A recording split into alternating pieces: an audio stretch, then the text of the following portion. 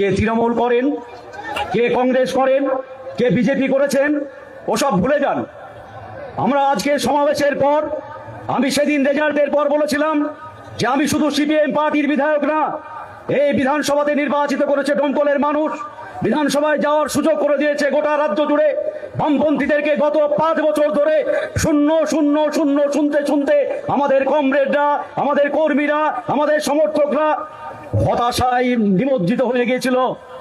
আজকে দাঁড়িয়ে গোটা রাজ্য জুড়ে দমকল আপনারা যে ইতিহাস তৈরি করেছেন, সেই ইতিহাসের জন্য একটু হলেও আমাদের কমরেডরা গোটা রাজ্য জুড়ে আজকে অক্সিজেন পেয়েছে।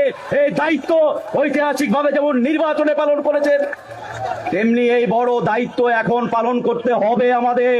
অনেক কংগ্রেসী বন্ধুরা যা 2021 সালে জোট হওয়ার পরও আমরা যে ভোট পাইনি, অনেক কংগ্রেসী বন্ধু আমাদের জন্য প্রাণপাত লড়াই করেছেন এই নির্বাচনে যাতে সিপিআইএম এর প্রার্থী দমকল থেকে জিতে। আজকে আইএসএফ এর যারা, সেই আইএসএফ এর কর্মীরা প্রাণপাত করে সারাংপুর অঞ্চল থেকে ঘোড়ামারা অঞ্চল পর্যন্ত সবাই লড়াই করেছে। কত দিকে নাম করব।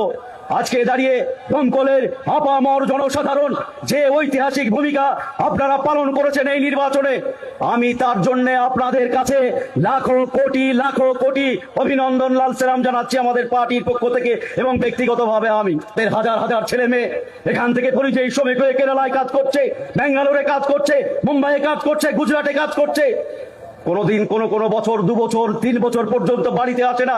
ছেলে মেয়ে বউ মা বাবা রেখে তারা হতো যে দূরে কাজ করে, অনেক সময় লাশ হয়ে বাড়ি ফিরে। আজকে সেই ছেলে মেয়েকে আমাদের কর্মসংস্থানের ব্যবস্থা করতে হবে রাজ্যে। আজকে দাঁড়িয়ে এই চ্যালেঞ্জ আমাদেরকে গ্রহণ করতে হবে। তাহলে সেইখানে দাঁড়িয়ে আমরা বলেছিলাম যে দমকলকে এবার এগিয়ে যেতে হবে, দমকলকে এগিয়ে যেতে হবে।